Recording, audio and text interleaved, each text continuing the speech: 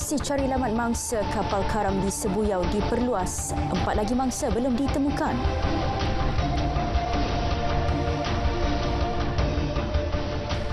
Assalamualaikum, salam Malaysia Madani. Berita tengah hari bersama saya, Faiz Syairah Nizam. Kita mulakan berita tengah hari dengan perkembangan operasi mencari dan menyelamat 4 lagi mangsa kapal kargo MV Tung Sung karam di perairan Pulau Burung di Sebuyau, Sarawak. Operasi diteruskan dengan kawasan pencarian melebihi 15 batu nautika.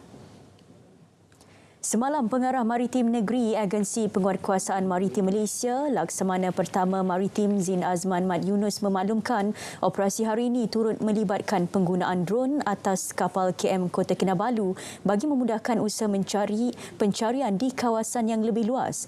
Operasi juga melibatkan 3 aset maritim Malaysia Sarawak iaitu daripada Polis Marin, Sarawak Coast Guard, Angkatan Pertahanan Awam dan Jabatan Bomba dan Penyelamat Malaysia Negeri Sarawak.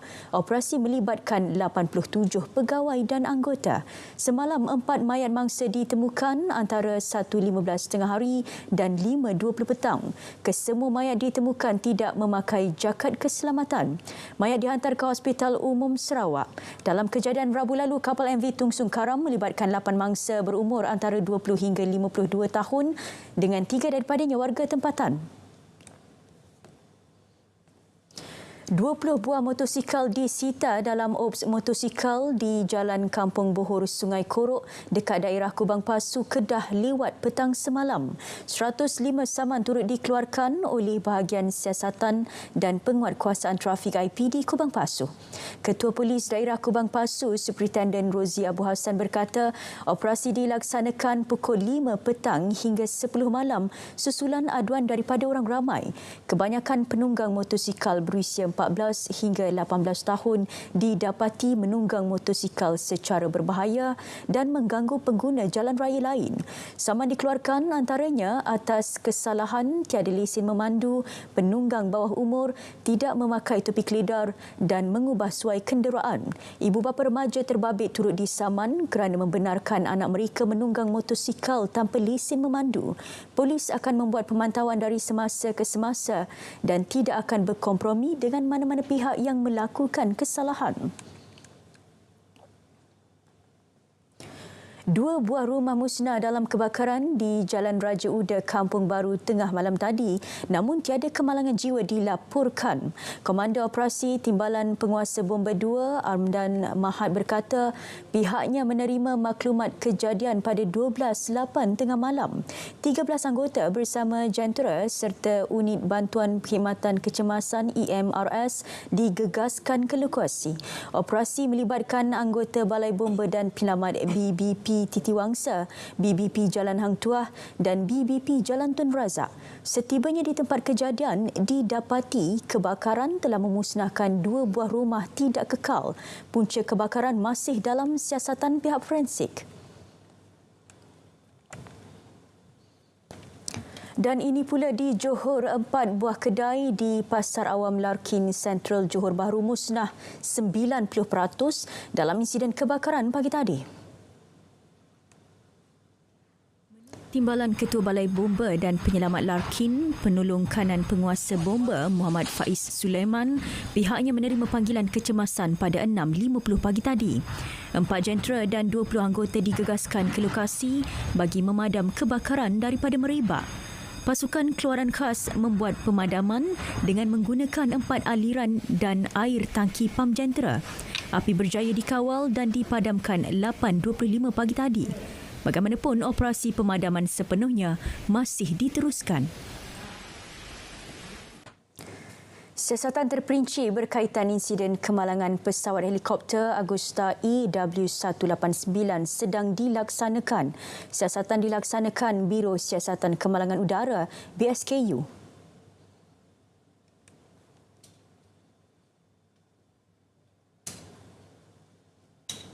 JBPM dalam satu kenyataan memaklumkan tindakan susulan akan diambil selaras dapatan siasatan serta arahan dan prosedur semasa yang berkuat kuasa. Menurut laporan, pesawat berkenaan menjalani pengujian enjin dan sistem pesawat enjin ground run sebelum berlepas. Ia merupakan prosedur biasa dilaksanakan setelah pesawat menjalani penyelenggaraan berkala. Ketika pengujian tersebut berlaku kemalangan sebelum ia membuat penerbangan. Keadaan cuaca semasa kejadian dilaporkan mendung tanpa sebarang halangan di tempat kejadian. Insiden berlaku di Dispersal University Kuala Lumpur, Institut Teknologi Penerbangan Malaysia MIAT pada lebih kurang 11.45 pagi semalam tidak menyebabkan sebarang kecederaan. Bagaimanapun, kesemua anak kapal dan kru senggaraan diperiksa dan dirawat di tempat kejadian. Lawatan rasmi Perdana Menteri Datuk Seri Anwar Ibrahim ke Vietnam mencerminkan Malaysia serius dalam memperkukuh hubungan dua hala. Malah tahun ini Malaysia-Vietnam meraikan 50 tahun hubungan diplomatik yang terjalin. Kita ikuti rangkuman lawatan kerja 2 hari Perdana Menteri ke Vietnam yang disediakan wartawan Atika Makhtar. Lawatan Perdana Menteri sebagai memenuhi jemputan rakan sejawat Pham Minh Chinh diberi sambutan rasmi penuh istiadat oleh Kerajaan Vietnam. Sejurus sambutan, satu mesyuarat bilateral diadakan bagi menilai kemajuan kerjasama sedia ada selain mengukuhkan kerjasama bidang pelaburan, perdagangan, pertanian, pertahanan dan keselamatan serta industri halal. Dia boleh meningkat maju dalam masa singkat sebagai kekuatan ekonomi yang menggerunkan, menakjubkan dalam masa singkat, dan di antara negara membangun dan berkembang yang paling berjaya di dunia.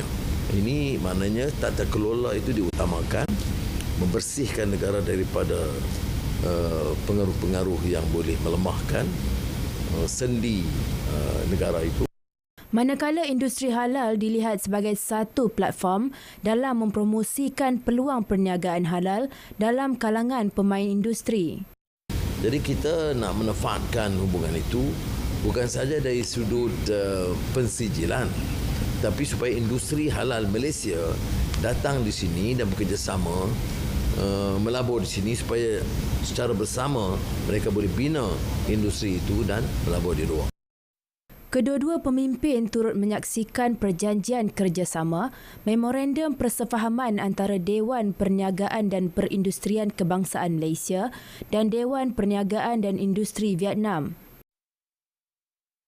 Datuk Seri Anwar turut berkesempatan membuat kunjungan hormat ke atas Presiden Vietnam, Setiausaha Agong Parti Komunis Vietnam dan pengerusi Dewan Rakyat Vietnam. Juga meluangkan masa hadir ke persidangan delegasi perniagaan bersama antara Malaysia dan Vietnam Komuniti Perniagaan. Banyaklah potensi untuk Malaysian in Vietnam, terutamanya perkilangan, perusahaan perkilangan, industrial products lah, factories. Quite a lot of tax incentives still in Vietnam available for foreign investors. Vietnam is also moving into technology sectors, agricultural sectors, and more importantly is to bring in our knowledge and put in Vietnam and together to serve this region and the world. And I think that is very beneficial for the Malaysia. Sementara itu, Menteri Pelaburan, Perdagangan dan Industri Datuk Seri Tengku Zafrul Tengku Aziz berpandangan Malaysia dan Vietnam berkongsi sejarah persahabatan yang erat terutama dalam kerjasama bidang ekonomi, perdagangan dan pelaburan. Di sini kita ada ruang yang kita perlu pastikan kita penuhi ataupun we leverage this opportunity. Kerana Vietnam kalau dari segi ekonominya adalah salah satu negara yang pertumbuhan yang paling pesat di Asia Tenggara. Dua-dua negara Malaysia dan Vietnam menunjukkan pencapaian pertumbuhan yang tinggi dari segi KDNK, dan kita syarikat-syarikat kita dan juga syarikat-syarikat Vietnam kita berbincang mengenai macam mana kita bekerjasama dengan lebih erat lagi untuk memastikan ASEAN ini dapat menjadi tempat hub untuk supply chain, untuk global supply chain. Lawatan Perdana Menteri Datuk Seri Anwar Ibrahim ke Vietnam disifatkan berjaya memperkukuhkan lagi hubungan dua hala Malaysia-Vietnam. Beberapa perkara turut diberi perhatian, terutama sektor halal sepanjang lawatan beliau ke sini. Beliau juga mahu Malaysia mengambil serta berkongsi pengalaman dengan Vietnam, terutama dalam membangunkan ekonomi serta negara. Pastinya lawatan ini telah meletakkan hubungan dua hala kedua-dua negara di landasan yang lebih baik. Jumpa lagi Hanoi. Sekian laporan saya, Atika Makhtar, dan juru kamera Ahmad Nasaruddin Muhammad Kamal dari Hanoi untuk RTM. Sambutan Hari Koperasi Negara yang berlangsung 3 hari di Pusat Konvensyen Antarabangsa Sabah SICC di Kota Kinabalu berakhir hari ini. Untuk perincian lanjut bersama wartawan Niruna Yuman di lokasi. Silakan Rona. Baik, Hari Koperasi Negara Anjuran Suruhanjaya Koperasi Malaysia SKM yang bermula sejak Jumaat lepas mendapat sambutan menggalakkan dan pelbagai pengisian telah dijalankan termasuk pameran, jualan madani dan ayo kerja. Dan untuk mengetahuinya dengan lebih lanjut, bersama saya ketika ini Pengarah Bahagian Pembangunan Perniagaan Suruhanjaya Koperasi Malaysia Muhammad Firdaus Husin. Baik Tuan, boleh kongsikan bagaimana sebenarnya sambutan sepanjang 3 hari berlangsung ini? Okey, terima kasih Verona. Hari ini adalah merupakan hari ketiga majlis sambutan Hari Koperasi Negara diadakan di Sabah International Convention Centre. Alhamdulillah, dia punya sambutan sangat menggalakkan. Orang Sabah memang supportif. Banyak acara-acara yang kita adakan, pentas sangat penuh dengan orang ramai yang berkunjung di pentas utama dan orang ramai terlibat dengan banyak aktiviti yang diadakan oleh penganjur. Seperti mana yang Wirona sebutkan tadi, kita ada pelbagai acara. Bermula pada malam Jumaat tempoh hari, kita ada forum perdana. Kita ada malam semalam kita ada persembahan nasyid daripada Unik dan Intim. Dan hari ini kita ada sesi PUBG, pertandingan e-sport, iaitu PUBG dan juga Mobile Legend Bang Bang. Dan sekarang ni kita ada pada pagi tadi ada acara Zumba dan pelbagailah Wirona, acara persembahan pentas diadakan pada hari ini. Pastinya pameran juga menjadi tarikan para pengunjung ya. Mungkin boleh kongsikan juga jumlah reruai ataupun jumlah pengunjung yang telah dicatatkan. Okey, sepanjang 2 hari sebelum ni seramai 8,000 pengunjung yang telah dicatatkan, dan kita anggarkan sehingga tamat acara ni di majlis sambutan Hari Koperasi Negara ini diadakan, kita anggarkan seramai 10,000 orang yang akan mengunjungi majlis sambutan Hari Koperasi Negara. Dan kita di sini kita ada 219 pempamer, termasuk pempamer daripada koperasi, usahawan, agensi-agensi daripada kerajaan, dan juga kita ada juga jualan daripada food truck daripada Sabah, dan juga kita ada jualan madani koperasi daripada 2 koperasi di Sabah yang menawarkan harga yang menariklah untuk barang-barang keperluan harian masyarakat di sini. Ya. Baik, mungkin terakhir sekali, mungkin apa harapan Tuan supaya Hari Koperasi Negara ini akan terus dijalankan pada masa akan datang? Okey, kita akan meneruskan lagi acara Hari Koperasi Negara pada masa akan datang, memandangkan sambutan daripada masyarakat sangat menggalakkan, dan kita berharap masyarakat dapat faham mengenai kepentingan gerakan koperasi di negara ini. Jadi kita harap masyarakat lebih faham apa itu koperasi, dan kita untuk sambutan yang akan datang kita akan jumpa lagi pengunjung-pengunjung berkemungkinan di Sabah lagi ataupun di kawasan di tempat-tempat lain lah. Ya, itu je. Baik, terima kasih dengan perkongsian yang telah diberikan. Saya kira itu sahaja laporan yang dapat kami berikan. Kembali ke Angkasa Puri, silakan. Rona, terima kasih. PKR menampilkan 58 calon yang akan bertanding pada PRU DUN ke-15. Perkara berkenaan diumumkan Presidennya, Datuk Seri Anwar Ibrahim. PKR akan bertanding di Selangor 20 kerusi, Kelantan 6, Pulau Pinang 13, Terengganu 3, Kedah 10 dan Negeri Sembilan 6 kerusi. Rakan-rakan yang saya muliakan, keputusan sudah dibuat dan kita ambil tindakan. Bagi yang layak dan ada peranan, saudara fahamlah, kita tetap akan jamin supaya kedudukan orang-orang yang setia dan bekerja keras tetap akan dipertahankan.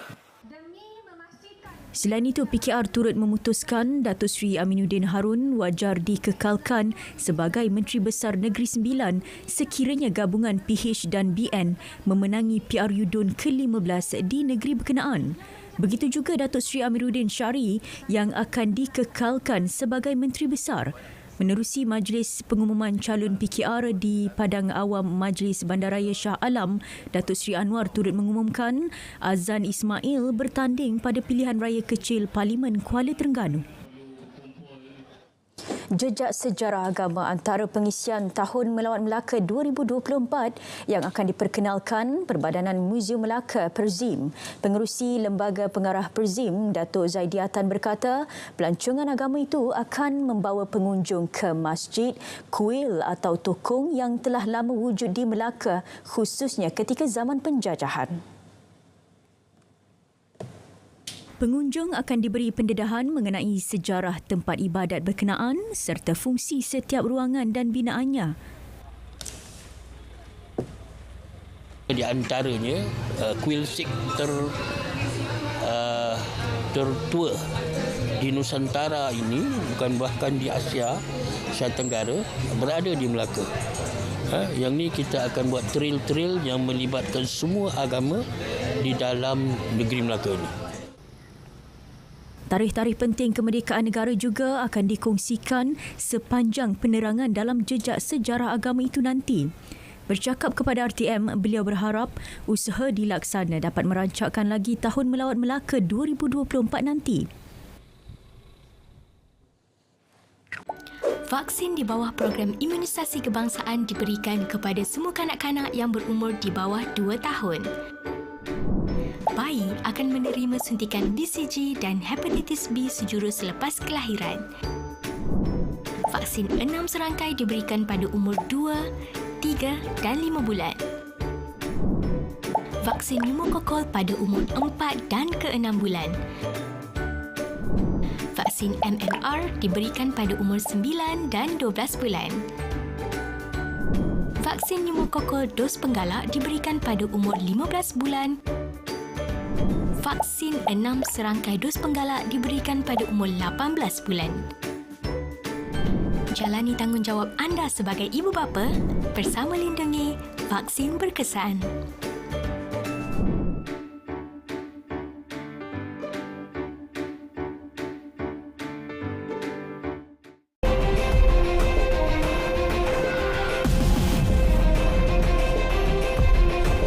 Beralih ke perkembangan luar negara, berang dihalau dari sebuah bar di San Luis Rio, Colorado, Mexico. Seorang lelaki bertindak membakar bar terbabit sehingga mengorbankan sekurang-kurangnya 11 nyawa. Menurut pendakwa raya negeri, siasatan awal mendapati suspek lelaki muda berada dalam keadaan sangat mabuk sebelum dihalau keluar dari bar berkenaan kerana bertindak tidak menghormati wanita. Dia kemudian kembali dengan melemparkan bahan mudah terbakar jenis Molotov cocktail ke pintu bar. Suspek ditangkap sejurus serangan dibuat. Salah seorang yang maut ialah warga Amerika Syarikat, 2 warga Meksiko dan seorang lagi mangsa berusia 17 tahun. Kebakaran hutan semakin marak di Pulau Rhodes, Greece sejak 5 hari lalu memaksa ratusan orang meninggalkan kampung dan pantai yang terjejas melalui jalan darat dan laut. Kapal pengawal pantai serta lebih 30 bot persendirian digunakan untuk memindahkan sekurang-kurangnya 2,000 orang termasuk pelancong dari kawasan berhampiran Kyotari dan Lados. Menurut jurucakap pengawal pantai Nikos Alexou, usaha memindahkan 600 orang dari kawasan tersebut ke Plimiri sedang giat dilaksanakan. Pihak berkuasa juga mengarahkan 1,000 penduduk meninggalkan kampung Pavki, Lindos dan Kalatos kerana api kini semakin menghampiri. Anggota bomba dengan kerjasama penguatkuasa air dari Slovakia bergelut dengan wabak baru kebakaran hutan yang ditiup angin kencang. Iklan palsu menggunakan nama dan imej Perdana Menteri Singapura Lee Hsien Loong bagi mempromosi penipuan kripto dan lain-lain penipuan dalam talian dilihat semakin berleluasa. Justru Hsien Loong memberi peringatan agar orang ramai tidak terpedaya jika ada permintaan daripadanya. Berikutan beliau antara mangsa pemalsuan identiti. Katanya banyak iklan palsu dikesan menggunakan imejnya untuk mempromosikan penipuan kripto di internet. Malah iklan sedemikian sering muncul selepas ucapan dan pengumuman besar dibuat dengan menerima banyak liputan media. Sehubungan itu, orang ramai diminta untuk tidak bertindak balas terhadap penipuan dan berita palsu berkenaan. Antara kes lain, penipu mencipta email seolah-olah dari pejabat Perdana Menteri dengan kandungan berterima kasih kepada penerima sumbangan selain membuat artikel bahawa Hsien Loong menyokong program perdagangan automatik mata wang kripto. Penipu juga menyasarkan Menteri Perdagangan dan Industri Gan Kim Yong dan Menteri Kesihatan Ong Ye Kung dan secara palsu mengaitkan mereka dengan produk dalam talian.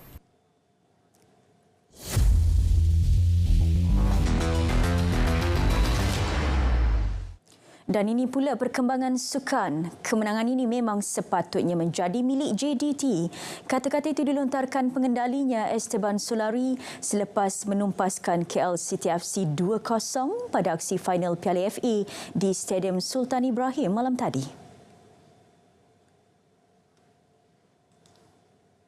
Jelasnya, anak buahnya memperagakan aksi yang kemas untuk mempertahan gelaran itu walaupun berdepan tentangan sengit daripada KL City.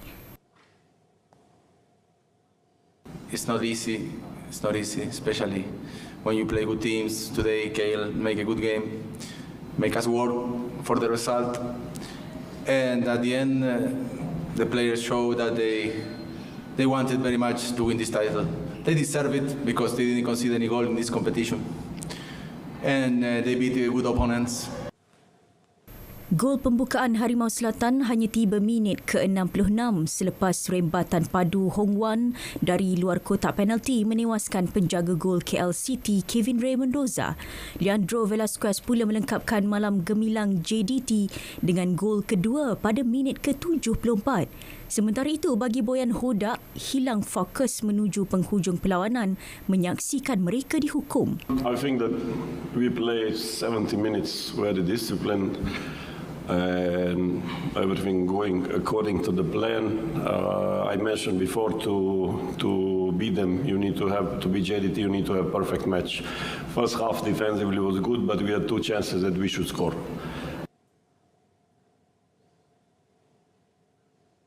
Kegembiraan penyokong tidak terhenti di situ saja. Ia disusuli pengumuman cuti peristiwa hari ini oleh Kerajaan Johor sebagai menjunjung titah Sultan Johor Sultan Ibrahim Sultan Iskandar.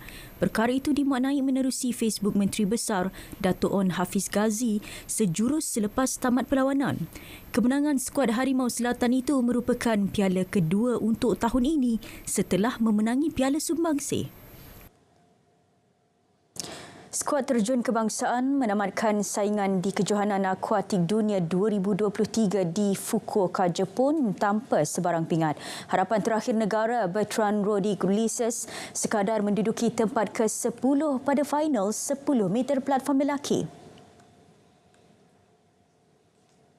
Bertrand mengumpul 442.35 mata selepas 6 terjunan sekaligus menghuni 2 kedudukan terbawah. Bagaimanapun, penerjun berusia 18 tahun itu muncul atlet Malaysia pertama layak ke Sukan Olimpik Paris 2024 secara merit selepas layak ke final. Pada edisi lepas di Budapest, Hungary, Datuk Pandalela Rinong merangkul dua gangsa masing-masing dalam acara 10 meter platform wanita dan 10 meter platform seirama wanita bergandingan bersama Nur Dabita. Selepas itu, tumpuan akan beralih kepada skuad renang negara yang akan beraksi di kejohanan sama bermula hari ini hingga 30 Julai. Dan ini pula perkembangan bola sepak Piala Dunia Wanita. Juara bertahan Amerika Syarikat memulakan kempen dengan kemenangan selesa 3-0 ke atas Vietnam. Turut meraih 3 mata pertama ialah Jepun dan England. Amerika yang turun beraksi di Auckland dilihat mendominasi permainan dengan serangan-serangan berbahaya. Penyerang Sophia Smith meledakkan 2 gol pada separuh masa pertama. Lindsay Horan menambah gol ketiga 13 minit sebelum permainan tamat. Amerika kini menduduki tangga teratas kumpulan E yang turut dihuni Belanda dan Portugal. Sementara itu, bekas juara Jepun melakar kemenangan besar 5-0 ke atas Zambia dalam aksi kumpulan C di Hamilton, New Zealand. Hinata Miyazawa menjaringkan 2 gol buat pasukannya disusuli jaringan Mina Tanaka Junendo dan Riko Uki untuk kemenangan bergaya mereka. Jepun kini terikat 3 mata bersama Sepanyol yang turut menang perlawanan pertama bertemu Costa Rica. Dalam perlawanan kumpulan D pula, tuah menyebelahi pasukan England apabila menang tipis 1-0 ke atas Haiti di Brisbane. Gol kemenangan mereka dijaringkan Joja Stanway selepas dihadiahkan sepakan penalti sekaligus meraih 3 mata berharga. Perkembangan aksi persahabatan pramusim, jaringan Bruno Fernandes dan Jadon Sancho membantu Manchester United menewaskan Arsenal 2-0 pada pertemuan di New Jersey, Amerika Syarikat. Perlawanan berlangsung di Stadium MetLife itu disaksikan lebih 82,000 penyokong. Penjaga gol baharu United Andre Onana tidak beraksi walaupun menyertai jelajah pasukan itu dan tempatnya diisi pemain pelapis Tom Heaton. Fernandes meletakkan United di depan dalam tempoh setengah jam sebelum Sancho meletakkan pasukannya selesa di depan 7 minit kemudian. United seterusnya dijadual menentang Real Madrid di Houston Khamis ini. Perlawanan bola sepak Liga Super 2023. Pertembungan sengit terus menggegar aksi perlawanan dalam memburu tahta kejuaraan. Sabtu 29 Julai, Johor Darul Takzim bertemu Selangor FC 8.30 malam di saluran OK dan saluran Sukan RTM. Saksikan juga secara pensterima langsung di RTM Klik. Saudara, berita tengah hari berakhir di sini. Terus setia bersama Berita RTM untuk perkembangan sahih sepanjang masa. Malaysia Madani tekad perpaduan penuhi harapan. Assalamualaikum.